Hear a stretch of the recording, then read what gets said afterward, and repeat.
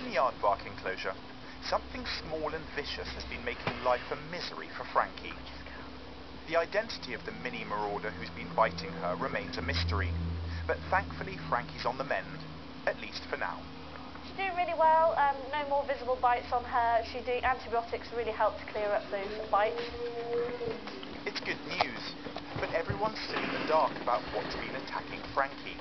It's really bugging Georgia, so she's called in her very own private insectigator. Bugman James. Hi, James. Yeah, you're right, okay. We'll probably start with the fly papers, see what you got on there, and have a look at the substrate as well. I know you've changed it, but see if we can maybe see something in it. James is a bit of an entomology expert. This super sleuth has already zoned in on some likely suspects. My first sort of idea would be maybe sandflies. Unlike mosquitoes, they don't lay their eggs in water, they lay them in soil. They have a very painful bite and they get infected quite easily. So that makes a bit of sense then. Yeah. Okay. Inspector Insect sets about gathering evidence with a small pot and a very tiny spoon. I'm sticking quite close to hard surfaces, so things like logs and walls. Most insects will lay close to those sort of objects. It means that their eggs have the best chance of survival, and that would give us an idea of what might be causing an issue.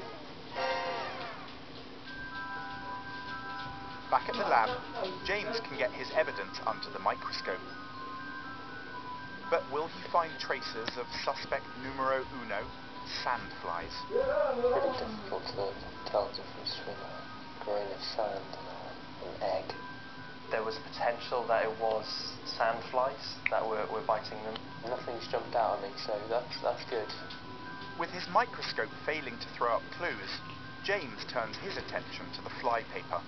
So I've got the remains of what is potentially a mosquito, and I think that we've got a few nets here as well, or midges. Both very known for biting. The difference between the two is a mosquito actively penetrates the skin to get to the blood.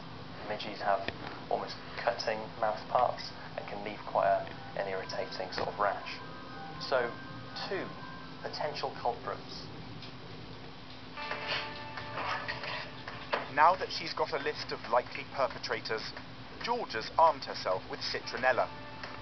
They won't kill the bugs, but they will be put off by its scent.